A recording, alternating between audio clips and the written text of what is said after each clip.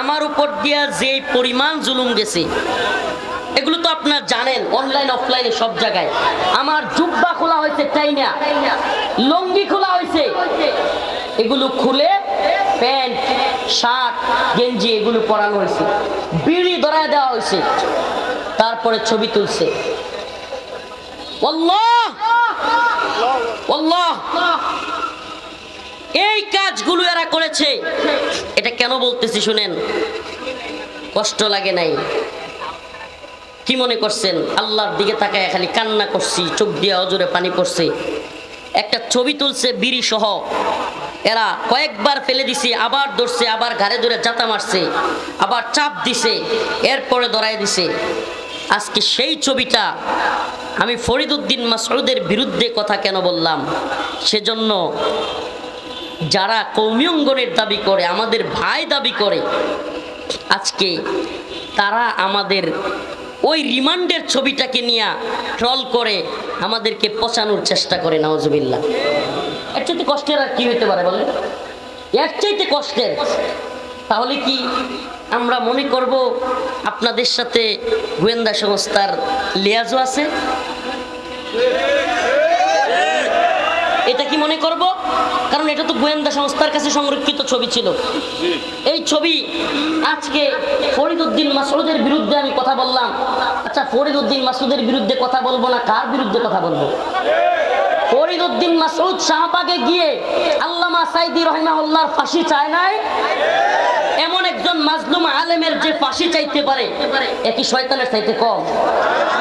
যেই ব্যক্তি হাসিনা র এবং আমেরিকার সিআইএর দালালি করতে গিয়া 1 লক্ষ মুফতির ফতোয়া জিহাদের বিরুদ্ধে নেওয়ার জন্য পুরো বাংলাদেশে সফর করেছে।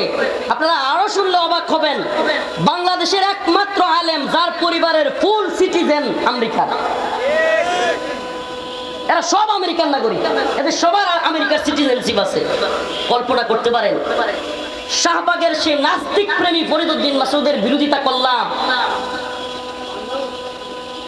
সে সাইদি রাহিমাহুল্লাহর ফাঁসি চাইলো, আর আপনারা তার পক্ষ নিয়ে বলেন যারা ফরিদউদ্দিন মাসউদের বিপক্ষে যাবে তাদের দাঁত ভেঙে ফেলবেন, তাদের চোখ তুলে ফেলবেন, তারা ইসলাম বিদ্বেষী।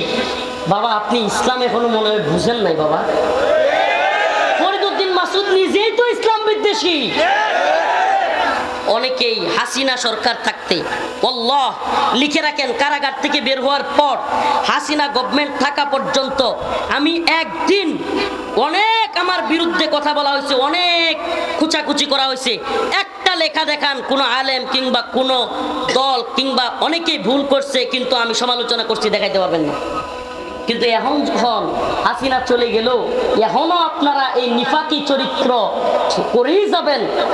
ফরিদউদ্দিন মাসউদকে আল্লামা বানানোর জন্য যুদ্ধ শুরু করবেন। যারা তার বিরুদ্ধে বলবে তাদেরকে বলবেন ইসলামের দুশ্মন, ইহুদিদের দালাল, তাদের দাঁত ভেঙে ফেলবেন, তাদের চোখ উপড়ে ফেলবেন, খানা গেরাও করে ফেলবেন। কই রাসূলুল্লাহ সাল্লাল্লাহু আলাইহি সাল্লামের ভালোবাসায়, ইশকে নবীর দাবিতে কতগুলো ভাই কারাগারে পড়ে আছে। আপনারা জানেনই না, খবরই রাখেন না, আপনারা খবরই রাখেন না। সেই ব্লগার রাজীব 13 সালে মনে আছে থাবা বাবার কথা, বিরা জানে। সেই ওয়াশিকুর রহমান বাবু, শাতিমে রাসূল নাস্তিক, সেই ফয়সাল আরিফিন দীপন, ওরা রসুলকে কটূক্তি করেছিল, আম্মাজানদেরকে নিয়ে কটূক্তি করেছিল। আর সেই সমস্ত ব্যক্তিদের বিরোধিতা যারা করেছিল, সেই ভাইগুলো ফেসবুকে অনলাইনে অফলাইনে যারা বিরোধিতা করেছিল, সেই ভাইগুলো আজকে সেই ব্লগার ফারাবি, সেই আমাদের ভাই ব্লগার সাইমুম, কিংবা আমাদের ভাই আরাফাত, আরিফ, আসাদ, ওই দিন কাশিমপুর কারাগারের পাশ থেকে ওদের কথাগুলো বলে আসলাম। 7 থেকে 8 বছর পর্যন্ত এরা কারাগারে বন্দি। ইমানি গায়রত থাকলে আমাদের অন্তরে কষ্ট লাগার কথা। এই মানুষগুলো ইশকে নবীর দাবিতে আল্লাহর নবীকে নিয়ে কটূক্তি করেছে, সহ্য করতে পারে নাই।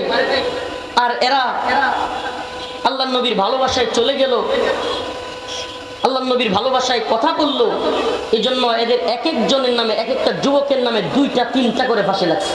ফাঁসি ফাঁসি। কি জবাব দিব আমরা আল্লাহর কাছে? কিসের পীর, কিসের বড় বক্তা, বড় মুহাদ্দিস, বড় শাইখুল হাদিস, আল্লাহর কাছে কেউ জবাব দিতে পারবো না, আল্লাহর নবীর কাছে কেউ জবাব দিতে পারবো না। এই ভাইগুলো এতদিন যাবৎ কারাগারে বন্দী। শুনবেন কারগুজারি? শুনবেন? সহ্য করতে পারবেন? কসম আল্লাহর, বাড়ায় বলতেছি না। এই ভাইদের কাছে এমনও শুনছি, তাদের স্ত্রীদেরকে দৈরাই না বিভিন্ন গোয়েন্দা সংস্থার লোকেরা তাদের সামনে ধর্ষণ করছে। ধর্ষণ করছে, ধর্ষণ। এ আমার দেশের বাহিনী ওই ভাইদের স্ত্রীদেরকে র্যাপ করেছে, ওই ভাইদের স্ত্রীদেরকে তাদের সামনে নির্যাতন নিপীড়ন করেছে। কি বলবেন? কি জবাব দিব আল্লাহর কাছে আমরা? কোথায় দেখলাম না তো আপনাকে কোনোদিন হুঙ্কার দিয়ে বলতে, ঝংকার দিয়ে বলতে, যারা ইশকে নবীর দাবিতে বন্দী আছে তাদেরকে না ছাড়লে আমি থানা ঘেরাও করবো, দাঁত ভেঙে ফেলবো। শুনলাম না তো কোনোদিন। শুনছেন কোনোদিন? শাইখুল হাদিস আল্লামা মামুনুল হক সহ, আমরা সহ শত শত আলেম বন্দী কারাগারে ছিলাম। কোনোদিন তো শুনি না আপনার থানা ঘেরাও করার কথা বলতেছেন। কোনোদিন তো শুনলাম না আপনাদের মুখে যে দাঁত ভেঙে ফেলবেন, চোখ তুলে ফেলবেন কারো। আজকে ফরিদউদ্দিন মাসুদের কারণে আপনাদের এত কঠিন হুঙ্কার আমাদেরকে যাচ্ছে তাই ভাবে। আরো আশ্চর্যের বিষয়, আজকে তারাকান্দার মানুষ আমার এলাকার কষ্টগুলো কিছু বলেই যায়। শুনবেন? শুনবেন? কষ্টগুলো কিছু বলেই যায়, আপনারা হুঙ্কার দিলেন না।